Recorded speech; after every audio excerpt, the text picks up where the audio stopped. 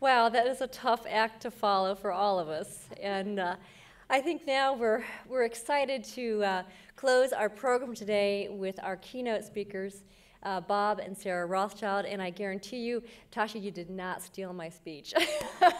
That was not what I had intended. Oh, as a San Francisco native, Bob Rothschild earned his BS in electrical engineering from Oregon State University, followed by his MS in civil engineering from Stanford. After working for the U.S. Public Health Service in Washington, D.C., and as a construction engineer in California, Bob moved to Ohio, where he and his wife, Sarah, became co-owners of the Robert Rothschild Farms, specializing in raspberry production. Sarah grew up in Michigan, and actually, if we had been a little bit closer in age, we would have gone to the same high school north of Detroit. Graduated from University of Michigan with a BS in nursing.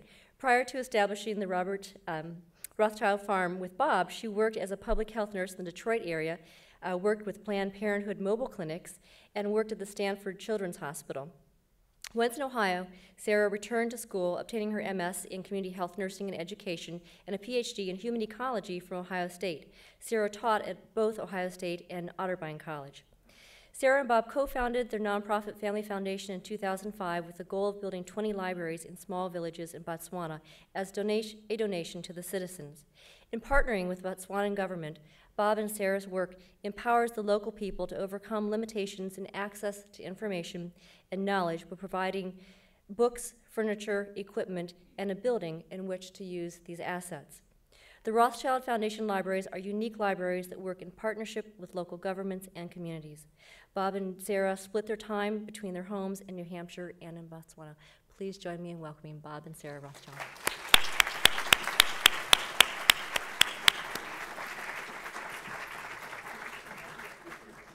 Little change of pace. First of all, I would like to thank the mortgages and the trustees of the center for this invitation to participate with you today. Are you hearing me okay? Okay, then I can move away. This has been, as I said yesterday, way too exciting for me. I don't lead this exciting of a life most of the time. I'm talking about being here, because we have not before been among a group of people like we have found here who are so interested and excited about the idea of global service and international learning and the projects that we have heard about today. So that has been absolutely exciting and inspiring for us, and we are very humbled to be here. I would like to just start off with a quote. This is something that many of you will recognize, and it's from an American writer, Edward Everett Hale. Many of you will recognize this. He said, "I am only one, but I am one. I'm only one, but I am one." And this leads me into the story of how we became involved in building libraries in Botswana. And no, this is not a library. In 2005, we decided to take the plunge, and this is Botswana. This is one of our adventures. I should probably explain that we did get out of this okay. Someone else was taking the picture. A friend of ours had gone through some deep water with his Land Rover, and he got to the other side, got out, and started taking pictures of us going through. And Bob decided the faster the better. And so he plunged into the water, and we stopped, and the air filter got soaked. Fortunately, somehow he backed up, then he went forward, and the car still did run, but it took 2 days to dry out the air filter. This slide really brings to mind sort of our experience in Botswana. And there are 3 things I'd just like to say about it. One, we sometimes found ourselves in unexpected circumstances. We sometimes find ourselves going too fast and we need to back up. And third, we try to learn from our mistakes. And so I would like to get on with the story of how we got started. I will tell the story in, I think I'm allotted 4 minutes. And then Bob will tell exactly what we're doing in Botswana and a little bit about it. I think he gets 25 minutes. And that will leave me about 1 minute to sum up. Okay, back to the story. Okay. Would you like to hear the end of the quote? "I'm only one, but I am one. I can't do everything, but I can do something. The something I ought to do, I can do. and by the grace of God, I will. And so in 2004, I would like to now have us look at the world and have you try to search for Botswana there. And I'm expecting that all of you can see where it is, and I'll point it out if not. We went to visit friends in South Africa. Okay, now you can see Botswana. Bordered by Namibia, Zimbabwe, Zambia, a little tiny corner, South Africa. We went to visit friends, John and Carol Thompson. John was from England, Carol grew up in South Africa, and each winter they would spend 3 to 4 months in Cape Town. One Sunday, I believe it was the year 2000, they were looking at the newspaper and saw an ad for a woman in Massapumalele. This is a township near where they lived, and she was trying to find a hand-cranked cement mixer. She wanted to build a small daycare center. So John and Carol thought about it and decided we can do that. And they went to meet her. One thing led to another, and they saw other things they could do to facilitate educational and economic opportunities in this township. There were approximately 30,000 people living in a very small area that had been sectioned off during apartheid. And the Thompsons were able to raise funds for a one-room library. And by the time we visited in 2004, they were desperate for more space.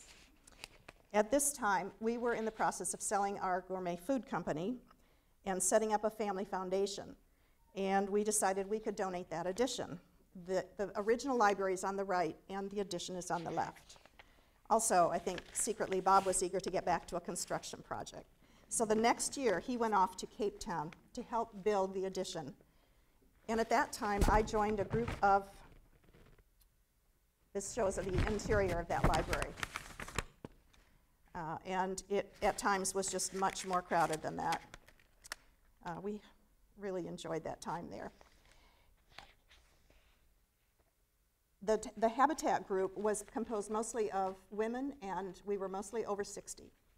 And we went to Matlako, a rural village with no electricity and no running water, but it was a beautiful place. And it was the people were just absolutely warm, they were kind, they were hospitable, they were generous with us. They had built us a concrete wall so that we could take our showers from these bags that we hung up behind this wall, so we had a little bit of privacy. We were sort of right in the center of the village. They cooked for us over a fire, and they sang for us. They took us to their church service, which was held under a tree, and they got to know us, and they let us get to know them. They celebrated with us when we completed 2 houses. And one night we had a discussion about how much we were learning by being a part of this village. And a friend said, Sarah, Bob is building a library in South Africa. He should come here to build one. And we looked around and decided the resource of a small library might be really a good resource for this community. So anyway, the seed of an idea was planted, and we began to learn about this amazing country that is only 45 years old. We heard about their vision for the year 2016, which is that they will be an informed and educated nation. And after countless communications, Bob took a trip to Botswana, and we developed a memorandum of understanding with the government. We would build the village libraries, and they would provide the books, the staff, and the maintenance. So we committed to building 2 libraries per year for 10 years. We completed the first library in 2007. This is it. And John and Tasha have been there. Your slides are coming. And in November, we will see the opening of the 8th. And I think it would be a good idea now for me to show you on the map of Botswana where the libraries are. If I can get this to work. In the south, right around the capital city of Gaborone, those were the first 3. The next 2 were in this area, and the advantage of having 2 libraries close together is that they can share resources. For example, they have one truck that they share back and forth with each other. The next one was over here. That's the 6th one, Malalatau, way in the eastern part of the country. And then The next one was down here in Pitsani Malopo on the South African border. And then the one we're going to see the opening of will be in Morai Maoto, which is on the edge of the Okavango Delta. And the next one to be started in January is in Shakawe, and that is way up on the Namibian border. You can see the light green, and Botswana is amazing in many ways, but one amazing way is that they have protected their wildlife. And what you see in green is all the areas where the wildlife are protected. And right in the middle, where the Botswana word is, that is the Kalahari Game Reserve. And I think it would be a good idea for Bob to tell you now his part. Did I take more than 4 minutes? Okay, I'll put this here.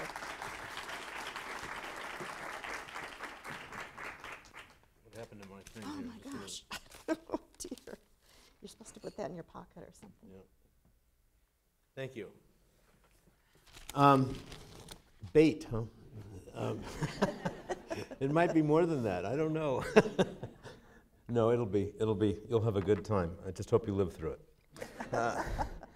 I first of all would like to thank John and Tasha for inviting us here also. And isn't it unbelievable, and that isn't even the right word, how two people can have such a major impact on being a catalyst for helping people develop their potential.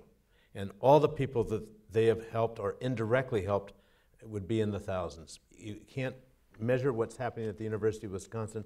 I think it has an impact all over the world. And it certainly has had an impact on us. And I think, again, I just thank them for having the courage to ask us to speak. and the getting out of their box to do what they do. They certainly could be doing many other things besides what they do, and I would say probably 60, 70, 80% of their time is devoted to making sure other people have, the opportunities that they've had, and I still commend you for that very much. Thank you.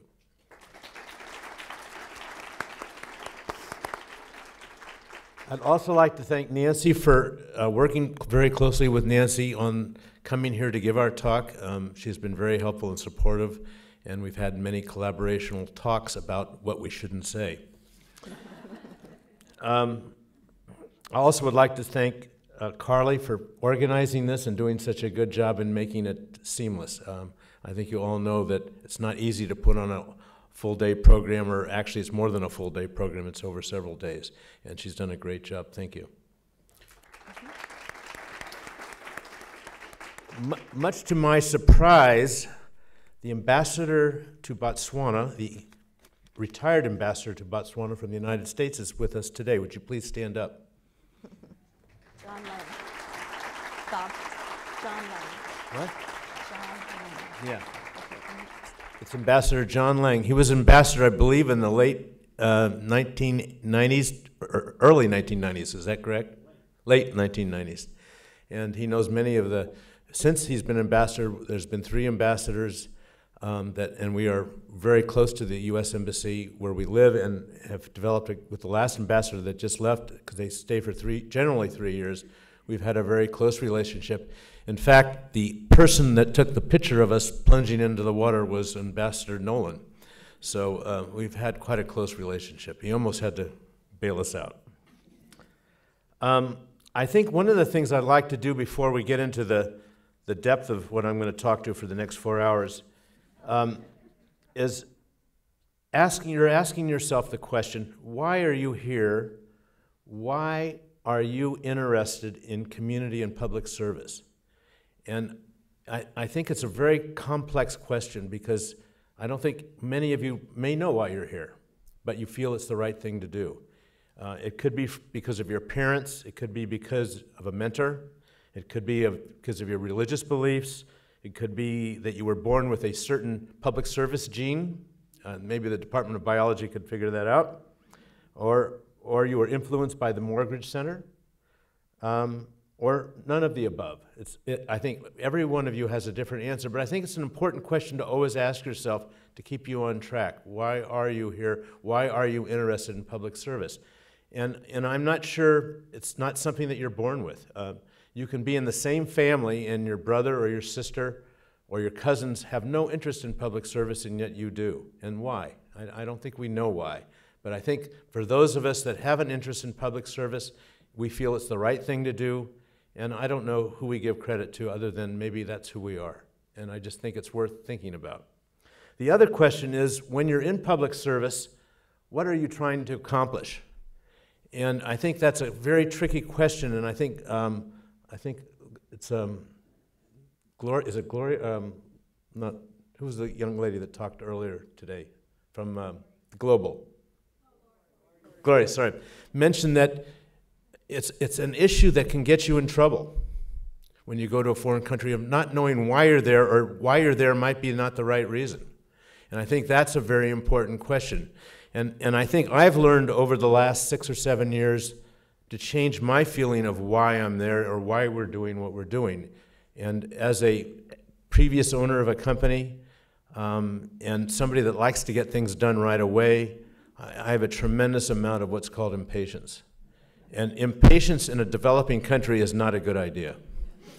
It just is going to get you a lot of heartburn and a lot of Gelucel, or now they use other drugs for that. But it is a problem, and I think everybody has to be aware of what are you really trying to accomplish. Are you trying to be helpful to them, or are you trying to tell them how to do something?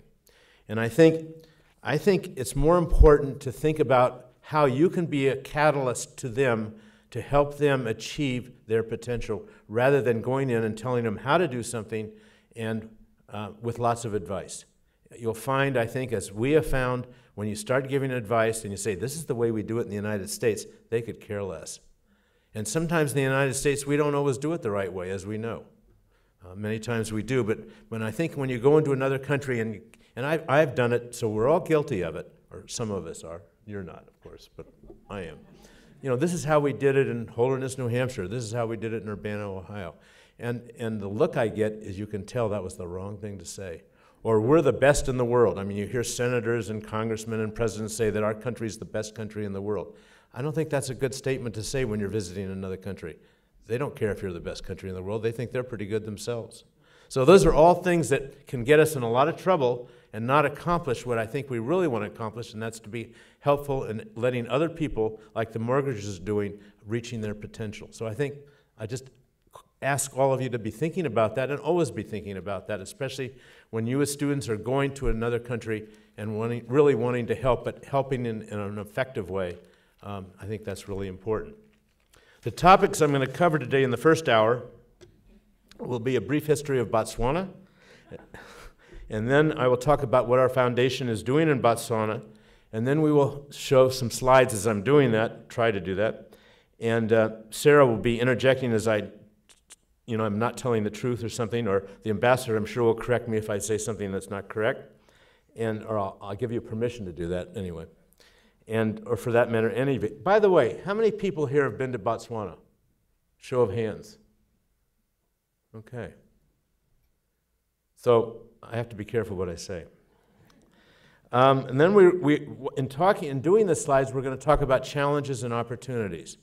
And rather than things that are failures, we like to call them challenges. To me, every problem is an opportunity. And there are lots of opportunities in Botswana, as there are in every country, including this country.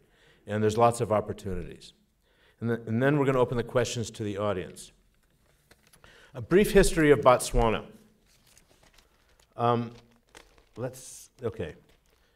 Botswana is, prior to 1885, Botswana was a basically tribal land that bordered on South Africa. In fact, it was kind of a confusing border of what was South Africa and what was Botswana. And around 1885, 3 of the leading chiefs, one of them being Kama III, and that name will ring some bells to you as I talk more about the Kamas and who the presidents of our present country, of Botswana is now, and who was the first president of Botswana. They were both Kamas, what role they played. The 3 chiefs got together and said, we've heard about this guy named Cecil Rhodes. You've all heard about the Rhodes Scholar. Well, this is the same guy, a very dynamic guy from South Africa that developed gold, railroads, all minerals, became a very wealthy guy, and in fact, he died around the age of 45, but what he accomplished business-wise was rather phenomenal. And he also wanted to take over Botswana.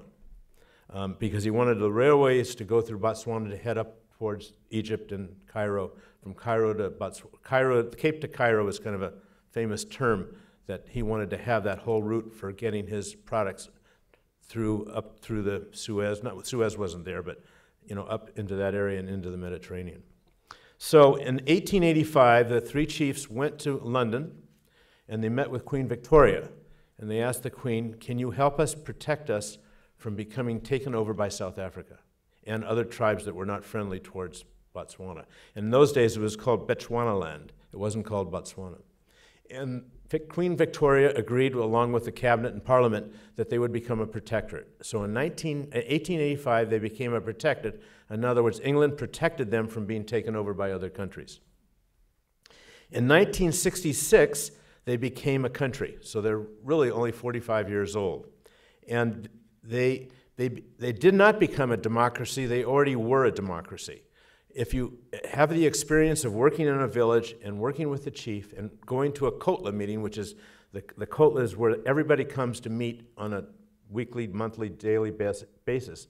The chief runs the meeting. However, he is set by certain guidelines, and it is a true democracy, almost a democracy to a fault, because they talk, and talk. Sometimes nothing gets accomplished, but everyone has a voice.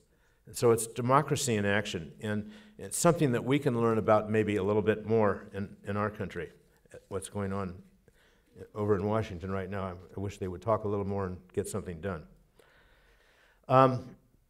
So anyway, in 1966, they became a country, and the first president of the country was Seretse Khama. And Seretse Khama was being educated in England, and he fell in love with a white woman by the name of Ruth, and became Ruth Khama. And to marry a black person to marry a white person in those days was a very tricky matter.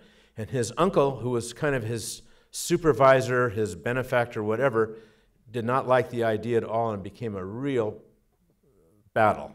Not physical battle, but a mental battle.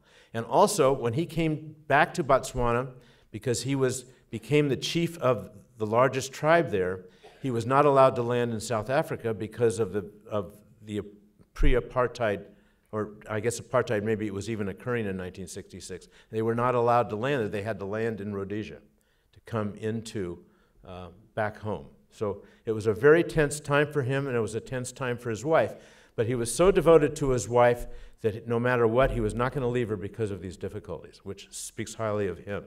So he became the first president of Botswana, and he was voted in by a parliamentary democratic system.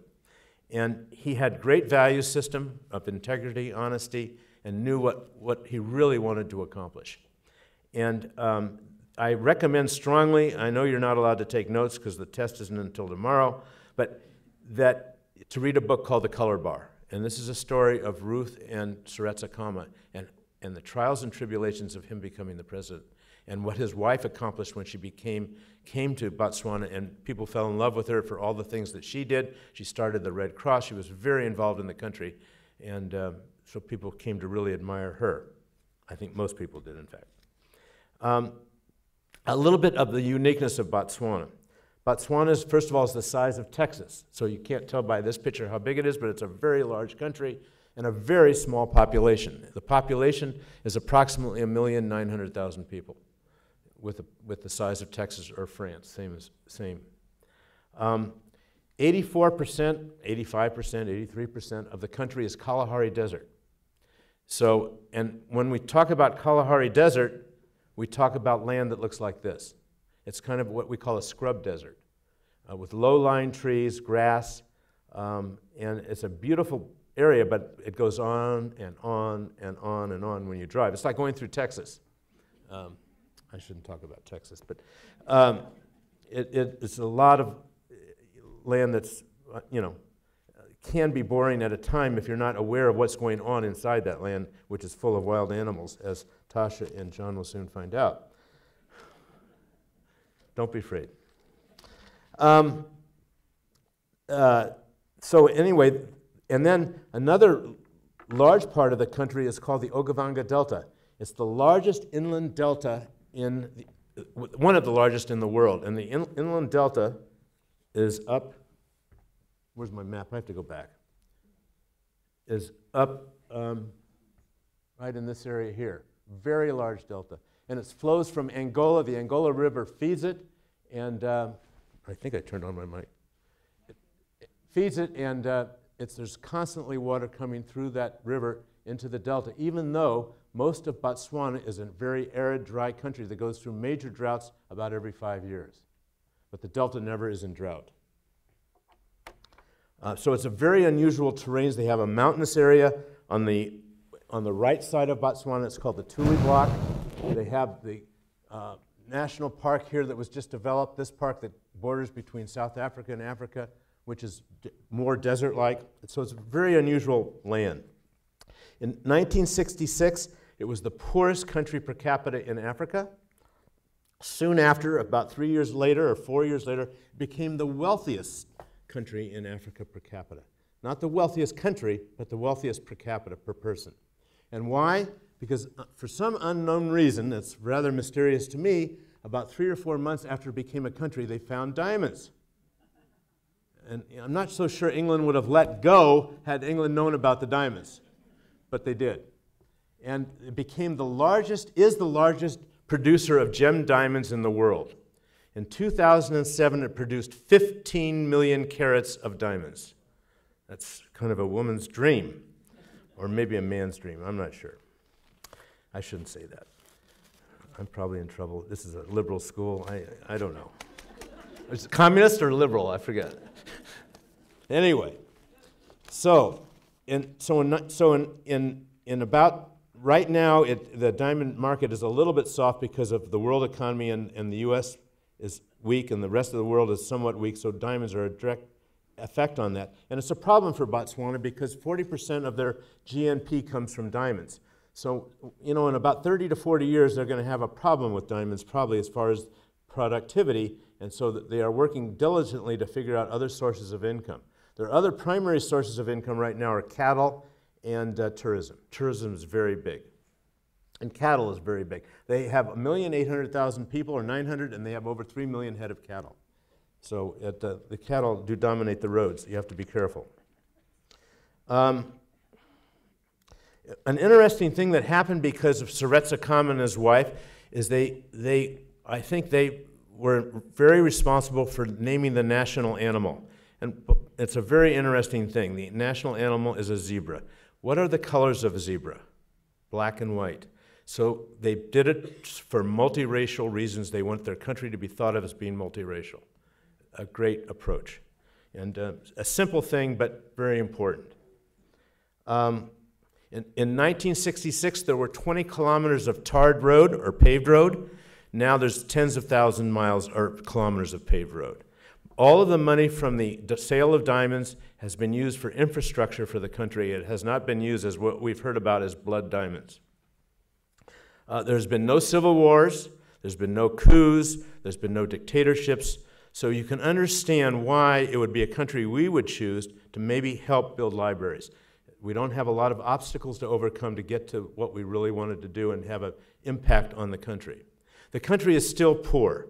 When you go to the villages, and you'll see some pictures of villages, they are quite poor. There's no economic source or businesses in the villages. It all comes from 3 of the major cities. So when you go to the village people, a lot of them are unemployed. There's about a 30, I think, John, is this correct? 30% unemployment, at least? Yeah. And so it's a problem. In the mining industry, it's so heavily involved with major equipment that you don't need a lot of people to run it. So it still is a big problem. Also in the Ogavanga Delta, there's over 120,000 elephants. It's the largest herd of elephants in the world. And you don't have to worry in the Kalahari, there are not very many, so that won't be a problem. However, there are a lot of lions there. It is a multi-party system, and it is democratic. The maiden party is the BDP, which is the Botswana Democratic Party, in which all the presidents have been part of. It is a little bit of a weakness for them because the other parties are rather weak, but they are gaining strength as they are getting a little dissatisfied with some of the things the BDP is doing. But still, that's the main party.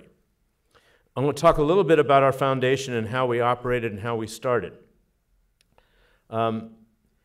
Back in 2006, I was on the telephone for a long period of time trying to get a hold of the director of libraries. And finally, after she'd been away for a while, I did get a hold of her, and she could not understand why somebody from America is all of a sudden on the telephone offering to build libraries in their country.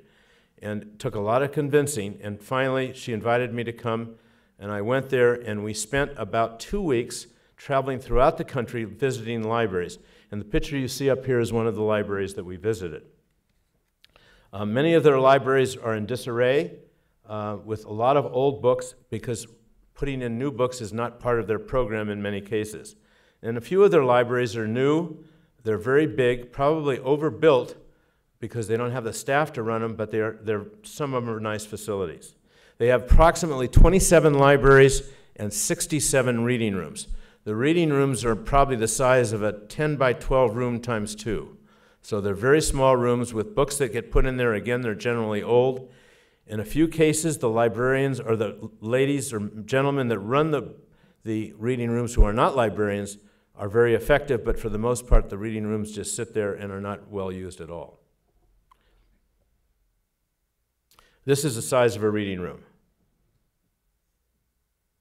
I'll go back to that.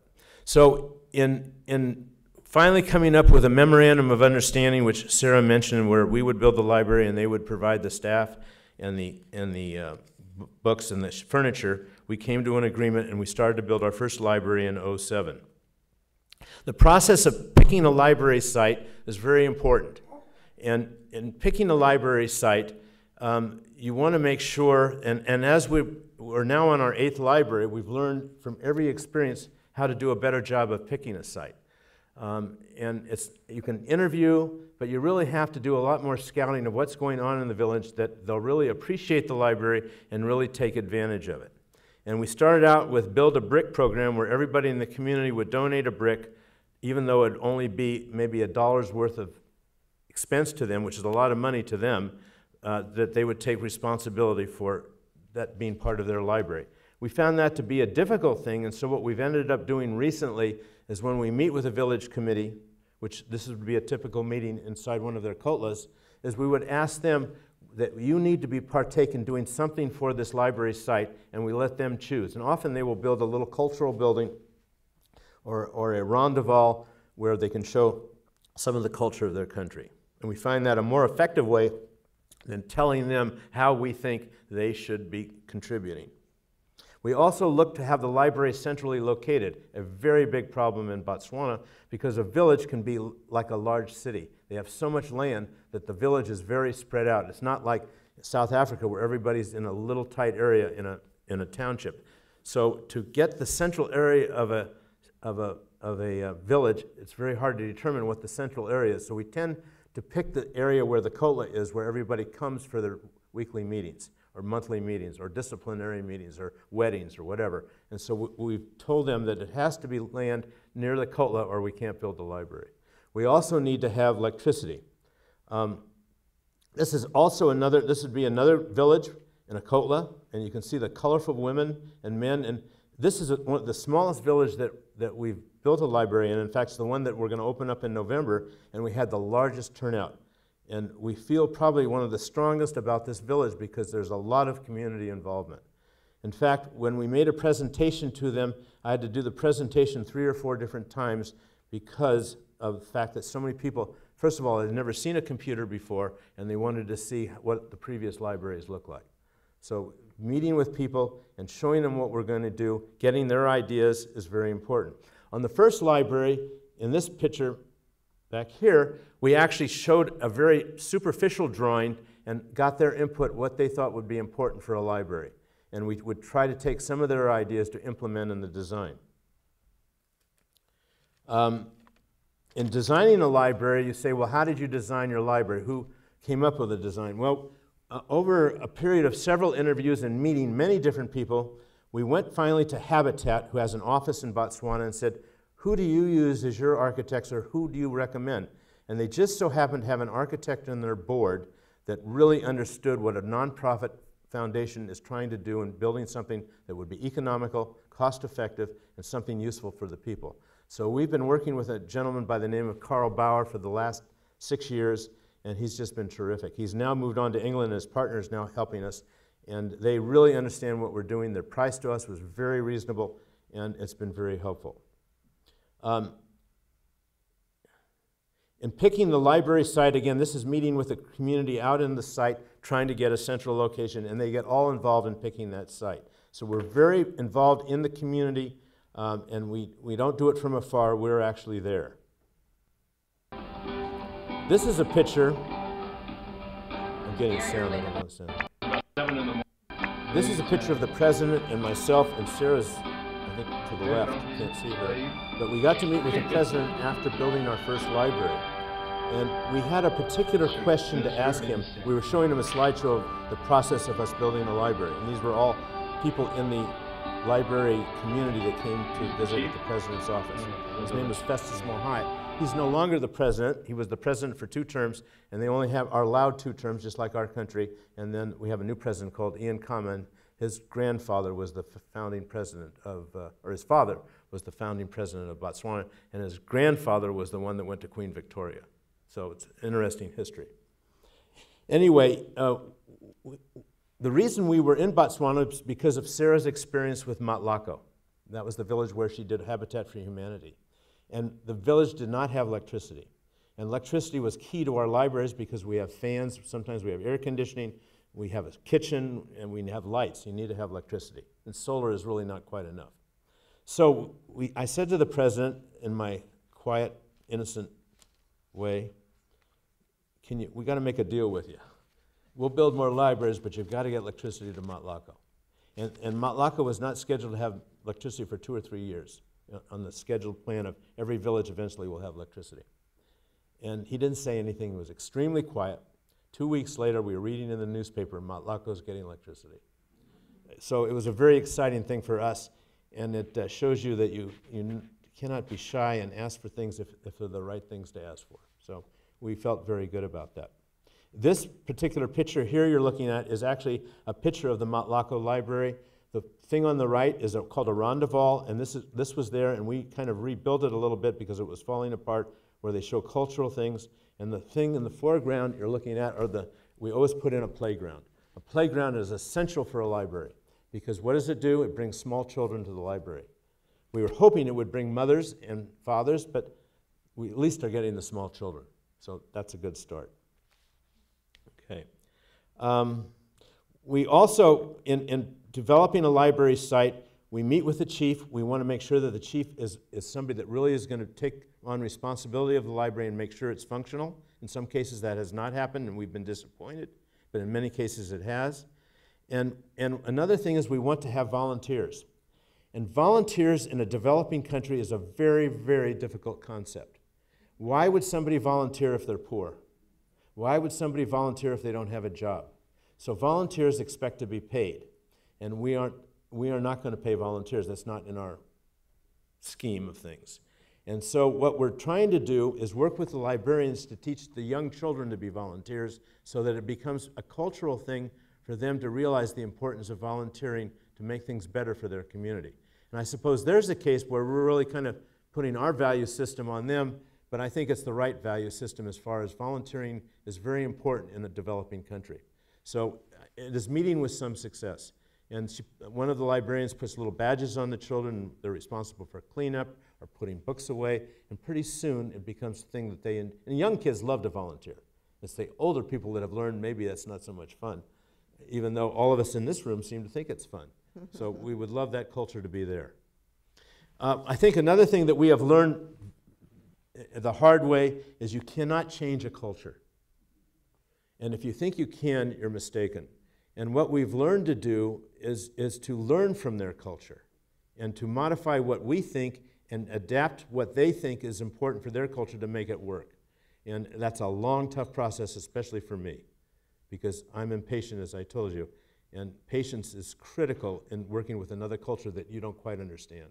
So that's something we have learned, and I think all of you, the young people in this room, when you're in a country, you have to realize that they're not interested in your culture, they're interested in their culture.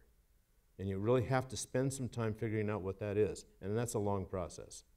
And it goes way back. In the case of the people in Botswana, it goes back hundreds and hundreds of years.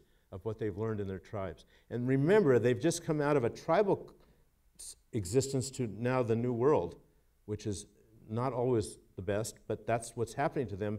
And so, but they're still living with the ideas of their culture. It's interesting, Christianity has played a big role in Botswana. I think 70% of the people in Botswana are considered Christians, or consider themselves Christians. But if you look at their religion and you go to a church and see what's happening, it's a mix between their old culture of religion and present culture of religion. And of course, the U.S. has had an impact. Do you have a comment on that? No. Am I taking too much time? Okay. 25 minutes? That's okay. Okay. Okay. Speak up. My 1 minute is now 30 seconds. No, you're allowed lots of time. They told us we could be here 4 hours. The next thing I want to talk about very quickly is networking. In going to Botswana, or one more thing, in talking about design, one of the things that we thought, and we found this in South Africa, is the design of the walls where it would let in natural light. And the reason you want natural light in a country like Botswana is power is not as dependable as it is here. So when power is out and it's still daylight, they can use natural light for people still to be able to read and utilize the library. So this is a concept called wind block, which was invented by an architect in South Africa who we met. This particular lady on the right is Sister Mary Francis. And Mary Francis is a lady that I met back in, 08 or 07, when we were having trouble with the first contractor that we picked and we were wanting to switch to another contractor. And we were told that she was a networker and a connector. And I was able to find her in a remote village near where we were going to build the library in Matlako. Met her, and she's just a lovely person. She's been in Botswana for 35 years. She's from Australia. She's a nun, and just a lovely, lovely person. And 15 minutes after I left, I get a phone call, and she says, "I've got a contractor for you." And this contractor's been with us to date, and he's been terrific. And anytime we need help, she'll go visit one of our libraries to kind of spark it up, to work with the librarian, to bring people there. She's just a terrific person to help. And so we've helped her, even though I'm not Catholic, we've helped her with her church, and she's had a big impact on helping us and are helping Botswana with our library. So it's always important when you're going to a foreign country to find out who those connectors are and networkers are, because they can be such a big help in making life much easier for you when you're trying to accomplish something. The person on the left is the new superintendent of our company. That's Sarah. She's had a lot of experience with leveling up fence posts and is helping. And this gentleman on the right is our contractor. And so this is the library that's about to open in November, and she's helping him level up the fence post. For the first thing we do when we build a facility is we build the fence around the library for security. Everything is done by hand, and this is building the excavation, the trenches, and we always utilize the local people for construction. The contractor is agreeable to that, and so he hires the local people. We do not bring in outside people, except maybe the electrician or the plumber. Everything is done by hand. Again, this is a giant load of cement. We don't have cement trucks. Everything is done by hand and mixed by hand. That's mixing cement. Every bit of cement slab on the floors, for the brickwork is all done by hand. This is starting up of a library, and you can see these wind block, the ones with the windows. This is a typical playground, and the person going up the playground is the chief. I think he'd never been on a playground before, so he thought he'd try it. This is a place where we are doing landscaping.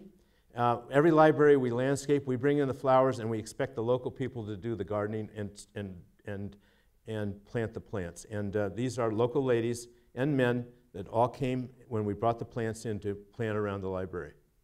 And that's what the library looks like after it's been landscaped. This is about 2 years old. And you can see the wind block from the outside of the building, how that brings in light. Also, this is building one of their cultural centers that was built by the local women on this same library site. Your turn. I don't know what slide. Wow. I'll just hold this. Can you hear me okay? This is a slide that shows the current acting director of Botswana National Library Service. She's on the right. And I just wanted to mention that we've worked out a deal where she came and visited us for 2 weeks in July. And then our librarian in our little village of Holderness, New Hampshire, will go to Botswana in March and see how libraries are going there, and she can learn from them. We think it's a great idea for an exchange, and she was a lovely person to have stay with us. I think there's another one here. Let's see. This lovely person and her late husband, who was lovely also, came to Botswana a few years ago. She was director of Library and Information Studies, and from the University of Wisconsin. University of Wisconsin, Louise Robbins. Yeah, and I just have this feeling that everybody in the room knows you, but you are retired now. So, and the idea was to bring students from the Library and Information Studies Department to do a possible internship. So there were some trials of that. I think some more things need to be worked out before that program can take off. A lot to learn on a project like that. Placement of students is pretty critical, and the people, this is one situation where the people probably who are critical to this are the University of Botswana, who would be doing the supervision, and the Botswana National Library Service, who also would be in partnership with them. So we're just kind of waiting to see what's going to happen on that. And we appreciate that you came today, Louise. This is the opening of a library, and the children created a song, sang it in English. Children don't start speaking English till they're about in 3rd or 4th grade. And this is another scene just at a library opening. Everybody likes to celebrate, and the kids get dressed in their traditional costumes, and they know a lot of traditional dances, and it's all just great fun. And this is the Botswana National Defense Force Library, which was kind of a fluke that Bob sat next to the colonel and started talking to him, and then we visited their library, which was badly in need of replacing. And so that's one of the libraries that we built. That's the 3rd one, I think. I just wanted to say a word about this. It's sort of, can you imagine, any idea why I'm sitting on the ground? Okay. They first presented us, this was at an opening, and they first presented us with a chair, and that was, I thought, oh, how nice, and it was a chair, handmade, beautiful, and I opened it, the chair, and sat down in it, and then he said, no, that's the chief's chair, that's for Bob. And so I said, oh, excuse me. He said, this is for you, and so then gave me the traditional, it's beautiful, goatskin rug, and so he said, you sit on the ground. That was a long night. Yeah. No, I was perfectly happy, I just didn't know. And they had given us outfits to wear. We were very, actually very honored with that they had sewn something for us to wear that were their traditional outfits. I'd just like to say one more thing about this, and that is that this is the interior of a library. A program had been planned called a Big Baby Shower, and every woman who was expecting was invited. And so there were a lot of pregnant women. Some men came, and there were speakers, and they invited me to come. I gave a little talk, and it was interpreted. There is an interpreter there. This is how we love seeing the libraries be used, gathering people from the community for educational purposes. This is just another view of what was going on. This is an elder woman of the village, and she is pleading, and the woman next to her is the interpreter. She's pleading with the young mothers to get checked. That means get tested for HIV/AIDS, because the big thrust in Botswana, and 125 Peace Corps volunteers are there solely for this purpose, prevention of transmission from mother to child of HIV/AIDS. And even she's in the know about that, pleading with these mothers. And another little offshoot that seems like a very natural thing to do when we go to visit the libraries. We are interviewing an elder woman. She didn't know for sure how old she was, but she thought she was born around the time of the flu epidemic. That would be 1917. So she was really up there in years, and couldn't hear very well, couldn't see, and told through the interpreter on the right. And it's documented now, the oral history of what she remembered growing up in this village. We have come to appreciate the the tremendous amount of oral tradition knowledge that exists, and if we can be a part of helping to preserve that, we'd kind of like to go ahead and maybe teach them how to do that. But at this time, we're the ones with the equipment, and so they will get the disc that we did, and that will be present in their library so that they will have that, and also in the archives of Botswana. And that is the purpose. I explained to them that's the purpose. It's not going to show up on YouTube. Okay, and this, I invited another library to have one woman there for me to interview. And we got there, and all these people were there, and they were all sitting there. And so I did the interview, but there were all these other people, and the man behind the two women in front with the white shirt on is the chief of the village. So Bob said to me, I think we better interview him too. So we did, and it turned out to be so interesting. Some of the women had gotten together and they wanted to do a drama. This is how they tell stories. They do a drama, they make up songs, they dance, and they portrayed what happens in the life of a young girl when she comes of age and starts having her periods. And so they went through all the traditions, and it was very important for them that we record that. So that was really interesting. Okay, here we That's go. a suspicious person. Yeah, we had a visitor in one of the libraries, and we had another visitor who found himself outside blowing bubbles with the children. It was real fun to have John and Natasha come and visit. Do you want to carry on? That's right, go ahead. Okay. Each library gets some chess sets. We've discovered that they really love playing chess. There are some chess clubs now starting, and so that just has become a part. They have chess club, and they have competitions, and then another thing they enjoy are just little toys that you can handle, Lego especially, and I'm not sure what this one is called, but this is a brand new library, and the kids are just experimenting with it. One of the libraries, Malako in fact, my little village, they came up with the idea of making themselves blouses so they would all match, and on special days they can look beautiful in their outfits that they made. You want to do this one? Yeah, this is a picture of one of the problems in the villages, which I mentioned earlier, is I'm not sure why that's showing below. Yeah, I will keep track of time. I was told. Is to develop small businesses in the community, and it's a very difficult concept. And so we were kind of being a catalyst to bring women together, primarily women, even though the chief is there, and because many of them have abilities like sewing, baking bread, and so they wanted to borrow money from us, and they didn't want to sign any papers about it. They didn't want a loan like you should do in a microloan, so we kind of held back. And lo and behold, out of the 12 women, 3 now have started little businesses on their own because of our patience. And normally we wouldn't have the patience, we'd be doing it for them. So again, it proves the point that if they really want to do something bad enough and you hold back a little bit but share the idea, they probably will take hold. So I think it just shows that that can happen. We got to hurry up here, I know. This is just more of that same meeting and Sarah meeting everybody. This is the library that we're going to be opening in November 1st. This is on the edge of the Ogavanga Delta. This particular river did not have any water in it for 17 years, and now it's a flowing water, and all the animals are coming to the water. So and our library is 10 minutes from here. So it's an exciting place that periodically even has a lion come through the village. This is the library. This picture I got yesterday on the internet, and so this is the library that will be opening November 1st.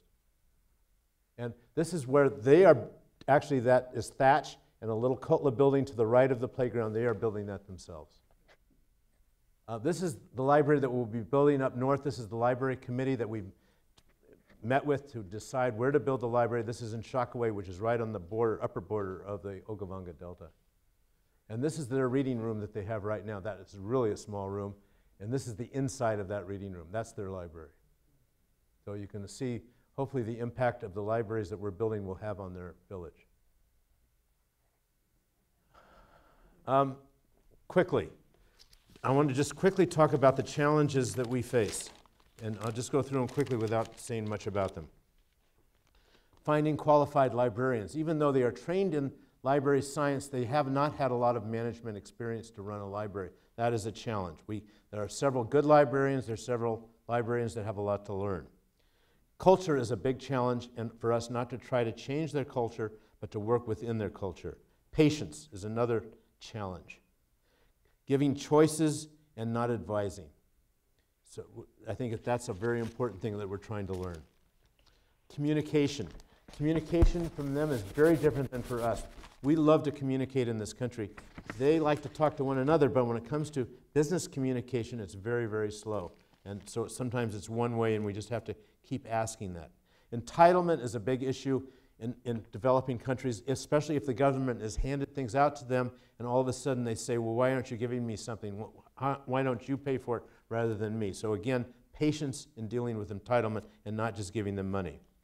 Dress code is an issue that you have to be very conscious of what you wear when you go into a kotla. A woman is supposed to wear a skirt, not pants. Men are not allowed to wear jeans. So dress code is another challenge. Older members using the library, that's a challenge for us. To get them, a lot of them do not read, and so to get them feeling comfortable to come to a library when they don't read is a challenge, as it is in this country if you are working in an area in the United States where there's no literacy.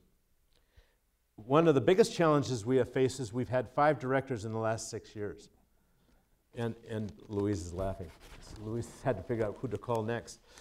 And that has been a very big challenge. We have a new director now, and she's been on board for about 2 months, and we'll see what happens. But they seem to get a better job offer, they move immediately. So that is a problem.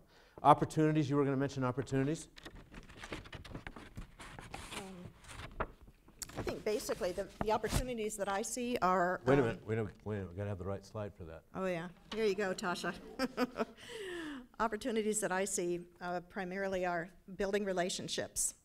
And I think that's all I'm going to say about that. Building relationships to me is about the most important thing that we can do. Even if a project doesn't take off, if you have built relationships, you can change direction and you're still ahead of the game. Okay. This is another opportunity. This is when we were hitting those 2 prides. Now, what is that a picture of? Anybody want to guess? That's the vehicle we were in. I was sitting right there. And what's those 2 ears of? That's called a lion. Okay, just thought you'd want to see that. And this is when we go camping on our own, just to give you an idea that we go out in the bush as often as we can when we're not working on libraries to get a feel for the country. And I think Sarah was running from something, we're not sure what. And this is a baobab tree, the famous baobab trees that you've seen children's books written about. This tree is over 1,000 years old, and there's many, many of them in Botswana. Just beautiful trees. Very unusual shaped. And go ahead. Okay. Giraffe, you may know that giraffes that are moving are called a journey. It's a journey of giraffes.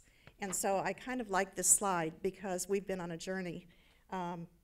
Things I have learned, again, relationships are very important. And I think of the project as a way to build relationships. Second, there are 5 giraffes, and there are 5 things I've learned, among others. Second, be approachable. I find that's the best way to be learning and meeting and getting to know other people. Third, be ready to take advantage of unexpected directions and opportunities when they come up. 4, admit when I am wrong. And 5, recognize that the strengths and contributions of the people we work with are beyond imagining. There is so much we can learn. And so in closing, I would say, if you are interested in the field of public service, don't be afraid to take the plunge. And remember Hale when he said, I'm only one, but I am one. And I would add, even I can make some waves.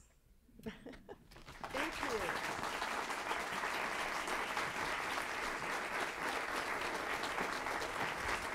Exactly how to.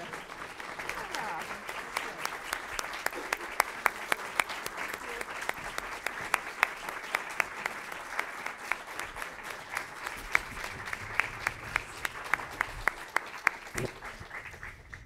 Well, that was phenomenal. and I think we're all touched in many different ways. The lessons learned, the relationship building, all of that touches us in many ways, our own personal experiences and our own hopes for what we hope to do in the future. I do want to open up for a few questions here. We've got a little bit of time. I know there's a number of people who are very interested in particular aspects of what you're doing, so if we can have a few questions, I think that would be great. In the back. Yes, Mr. Law.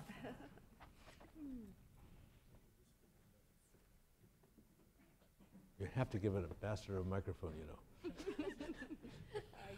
Yeah, once an ambassador, always an ambassador, yes. As Bob said, I was the U.S. ambassador to Botswana, and I commend you on the accuracy of your reporting on the history of Botswana. It was terrific. But I have since retired from the Foreign Service and joined the Bill and Melinda Gates Foundation. So when I knew I was coming here for this, I contacted Darren Horner from our Global Libraries program, who works on global libraries in Botswana, and I asked him if he had worked with you and knew you. And here's his response, and I'll quote it for you. I know Bob and Sarah well. They have been working with the government of Botswana for a number of years building libraries.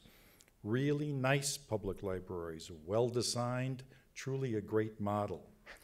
The Global Libraries program, which is the Gates Foundation program, provides computers and training to the libraries they build. All of this becomes owned by government. Bob and Sarah are very dedicated to ensuring the library system in Botswana is having an impact on people, which is a philosophy that our Global Libraries program shares. They spend a good amount of time each year living in Botswana, and they are constantly working with library staff to improve services. This is to note that they do more than build libraries. They want to be sure the buildings are well used. So I want to say, on behalf of the Bill and Melinda Gates Foundation, kudos for the terrific job you've been doing, and keep up the good work. Thank you. Thank you.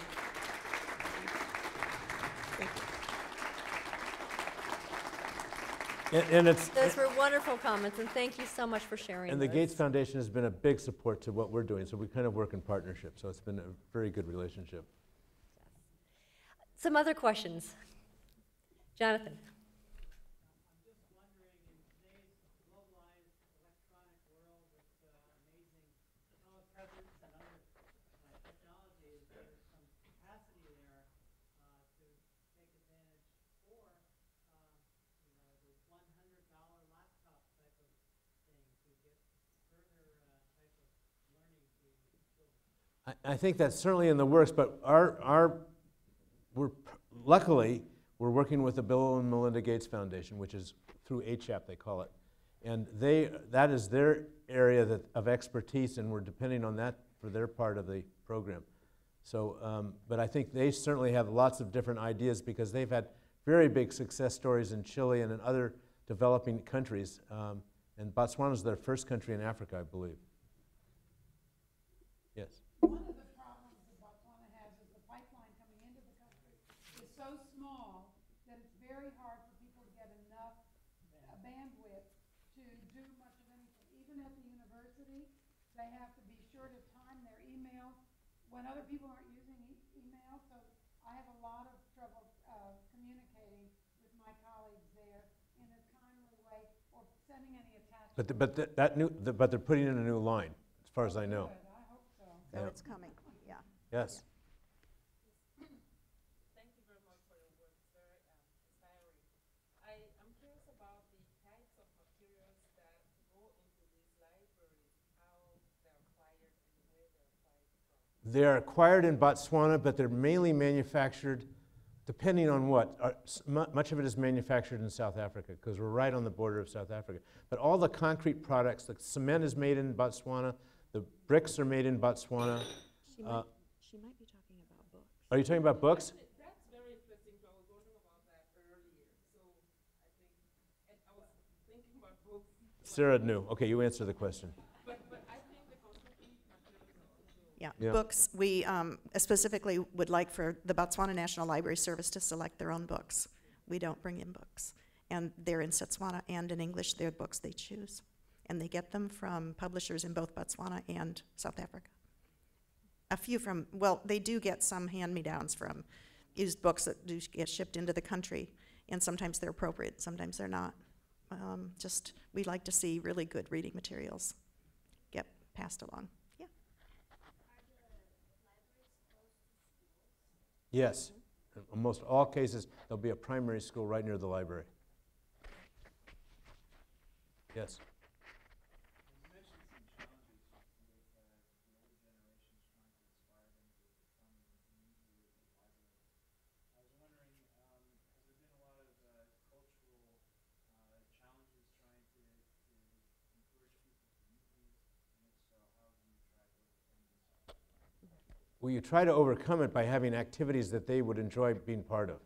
That's why we insist that the librarians, here we go, America. See, I get caught. But we suggest or let them choose the fact that they need to get outside of the library. A librarian cannot sit behind a desk in an office. One of the designs in our library are purposely done is there are no offices. None. And that was a big problem to start with. They all wanted to have offices, as they do in this country. We said, we want you to be on the floor working with the client. And they've come to enjoy that. That's not been brought up for the last 3 or 4 libraries. Yes? So I was quite surprised in the photos that there are a lot of men showing up in meetings, because in our experience in Uganda, a lot of times it's usually the mothers. The fathers are not, they're more reluctant to come, and I was wondering if you experience similar things there. I would say more women than men generally come to gatherings. Part of it is that the men are working, the men who have jobs. They're not even living in the village. They're off in the city working. Or they're in their fields. Yeah, and then, but the ones who don't have jobs or are just hanging around, they're maybe just out of high school, they're looking for jobs, but they're the young men. And then some of the very, very elderly men they're very well respected. The older people are certainly, held in high esteem, and so they're a big part of the action that takes place in the village. Was there somebody over here? Yeah. Yeah, thank you for stressing this part of the oral tradition and the elders that you just mentioned. I'm working with a group in Sierra Leone that are rebuilding after the Civil War. And the one thing that the storyteller that I'm working with is telling me, in my village, the library was going to be extinct. And so the elders are, with their storytelling tradition, they are the traditional library. And the problem in Sierra Leone is that it's disrupted by the Civil War. So I was hoping to pick your brain because these villages in co-ops, and we have one of the future projects to use the proceeds from their co-op, from the coffee and cocoa co-op, is actually a library because they want to fill this gap. And one of the things that they propose is that the first thing they want to bring in is the elders and preserve the history of the oral tradition and all that is being so I'm really glad to see Maybe we can talk. part of those Yeah. that you're doing. Yeah, well, I'd be glad to talk to you after the meeting. Yes.